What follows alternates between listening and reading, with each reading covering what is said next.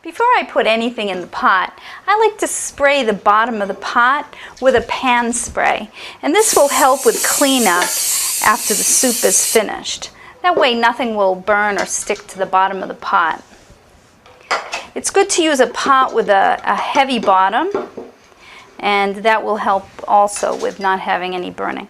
Now for the onions, we're just going to cut them in half or quarters. You want to keep nice big chunks. Since we're making a stock and we're going to be straining it later, you really don't need to cut them in small pieces. Everything can be, and small onions can go in whole.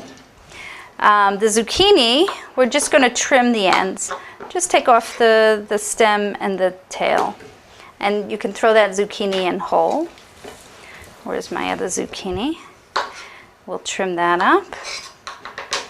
The kohlrabi, I'm gonna just cut. I've trimmed off all the extra stuff, and then anything I don't like the looks of. If it looks maybe a dirty spot that you couldn't clean so well, or you can just trim that off. And then we'll cut that in half and put that in the pot. Celery stalks, you clean them up the best you can. You can put those in the pot whole. The parsley also can go in whole.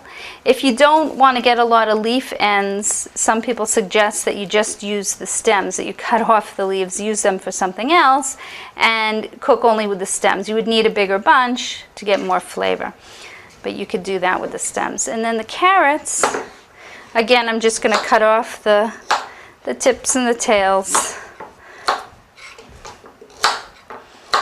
And you leave the skin on. You don't peel the carrots because there's a lot of good nutrients in the skin of the carrot.